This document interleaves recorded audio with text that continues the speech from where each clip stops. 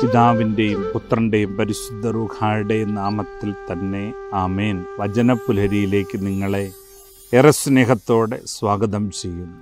പ്രിയപ്പെട്ടവരെ, ദൈവം ആഗ്രഹിക്കുന്ന ഒരു തലത്തിൽ നീ ഈ നോമ്പുകാലം ആചരിച്ചാൽ നിനക്ക് കിട്ടാൻ പോകുന്ന പ്രതിഫലത്തെക്കുറിച്ച് യെശയ്യാ പ്രവാചകൻ്റെ പുസ്തകം 58-ാം അധ്യായം 14-ാമത്തെ തിരുവചനത്തിൽ പറയുക, അപ്പോൾ നീ കർത്താവിൽ ആനന്ദം കണ്ടെത്തും. ലോകത്തിലെ ഉന്നത സ്ഥാനങ്ങളിലൂടെ നിന്നെ ഞാൻ സവാരി ചെയ്യിക്കും. നിൻ്റെ പിതാവായ യാക്കോബിൻ്റെ ഓഹരി കൊണ്ട് നിന്നെ ഞാൻ പരിപാലിക്കും. കർത്താവാണ് ഇത് അരുളി ചെയ്തിരിക്കുന്നത്.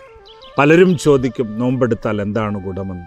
യഥാർത്ഥത്തിൽ ക്രിസ്തു പറഞ്ഞതുപോലെ, ദൈവം പറഞ്ഞതുപോലെ നോമ്പെടുത്താൽ ഈ അനുഗ്രഹം നിൻ്റെ മേൽ സ്വർഗം ചൊരിയും. പ്രിയപ്പെട്ടവരെ, നമുക്കിത് ചോദിച്ചു മേടിക്കാം, ആഗ്രഹിച്ചു മേടിക്കാം. ദൈവത്തിൻ്റെ പരിശുദ്ധാത്മാവ് കൃപ നൽകട്ടെ. ദൈവം അനുഗ്രഹിക്കട്ടെ.